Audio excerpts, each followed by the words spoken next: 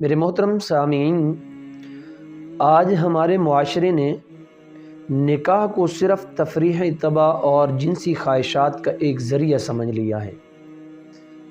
حالانکہ نکاح کا مقصد یہ نہیں ہے کہ صرف جنسی خواہشات پوری کی جائے اور تفریح طبع حاصل کی جائے۔ حالانکہ نکاح یہ ایک بہت بڑی عبادت ہے۔ اور پھر اگلی بات کہ آج ہم نے صرف نکاح کر لیا، نکاح کی اہمیت کو بھی نہیں سمجھا، اور نکاح کر لیا اب میاں بیوی بن گئے، ایک دوسرے کے حقوق کا بھی کوئی پتہ نہیں۔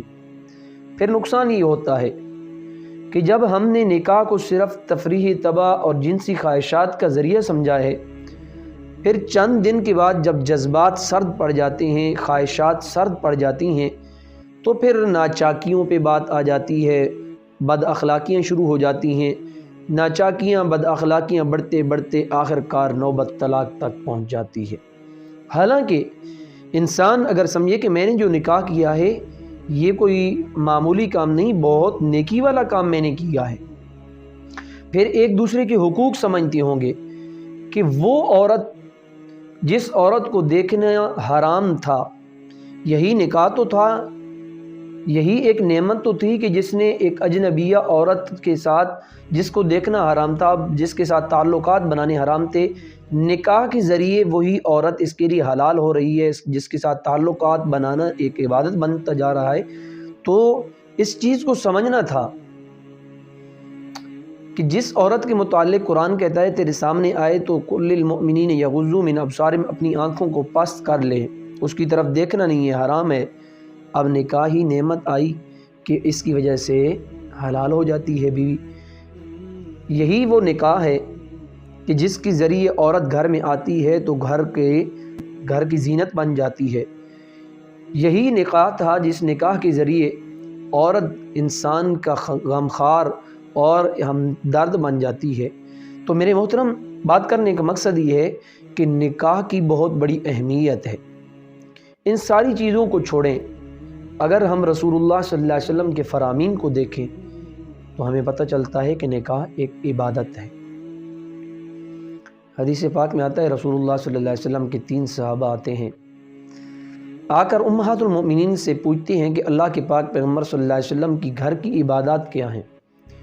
امہات المؤمنین میرے نبی کی عبادات کے متعلق جب بتاتی ہیں تو انہوں نے گویا اس کو اپنی عبادت کو بہت کم سمجھا کہ اللہ کے پاک پیغمبر اتنی عبادت باہر بھی کرتے ہیں اور اس سے بڑھ کر گھر میں بھی کرتے ہیں۔ پھر وہ 3 قسمیں اٹھاتے ہیں، ایک کہتا ہے ساری رات نہیں سوؤں گا، عبادت کروں گا، دوسرا کہتا ہے ساری زندگی روزے رکھوں گا، تیسرا کہتا ہے شادی نہیں کروں گا۔ یہ باتیں کر کے چلے گئے، آمنہ کے لال گھر آئے، پتہ چلا تو میرے نبی نے ساروں کو بلایا مسجد نبوی میں، اللہ کی حمد و ثنا کرنے کے بعد فرمایا کون ہیں وہ 3 بندے جنہوں نے یوں قسمیں اٹھائی ہیں؟ آپ صلی اللہ علیہ وسلم نے فرمایا یاد رکھنا میرے صحابہ، میں تم سے سب سے اللہ سے زیادہ ڈرنے والا ہوں، میرے دل میں سب سے زیادہ تقوی موجود ہے، لیکن اس کے باوجود راتوں کو اٹھ کر میں عبادت بھی کرتا ہوں، نیند بھی کرتا ہوں، میں روزے رکھتا بھی ہوں، روزے چھوڑتا بھی ہوں، یہ نفلی روزے ہیں، اور اس کے بعد میں نے شادیاں کی ہیں۔ یاد رکھنا جس نے شادی سے انکار کیا اس کا میں محمد کے ساتھ کوئی تعلق نہیں۔ اور اسی طرح آپ صلی اللہ علیہ وسلم نے فرمایا کہ جو انسان نکاح کرتا ہے، نکاح کے بعد ازدواجی تعلق قائم کرتا ہے، اس تعلق کو قائم کرنے کی وجہ سے بھی اسے نیکی ملے گی، ثواب ملے گا۔ صحابہ اکرام عرض کرتے ہیں یا رسول اللہ، اپنی بیوی کے پاس آنے کی وجہ سے بھی اسے نیکی ملے گی؟ آپ نے فرمایا اگر وہ کسی غیر عورت کے پاس جاتا ہے تو اسے گناہ نہیں ملے گا؟ جی ہاں ملے گا ضرور۔ فرمایا اپنی بیوی کے پاس آئے گا تو اسے نیکی ملے گی، ثواب ملے گا۔ تو یہ نکاح کی اہمیت میرے نبی نے عوام کو بتائی ہے، اپنی امت کو بتائی ہے۔ اس لیے نکاح کی اہمیت کو بھی ہمیں سمجھنا چاہیے۔ یہ نہیں ہے کہ صرف نکاح کو تفریح طبع کا ذریعہ ہی سمجھنا ہے، نہیں، نکاح کو ایک عبادت سمجھے۔ اور یقینی بات ہے کہ نکاح کے بعد انسان سویا ہوا ہے، جاگ رہا ہے، ہر حال میں اسے عبادت کا ثواب مل رہا ہے۔ زوجین کے کیا حقوق ہیں وہ اگلی ویڈیو میں عرض کرتا ہوں۔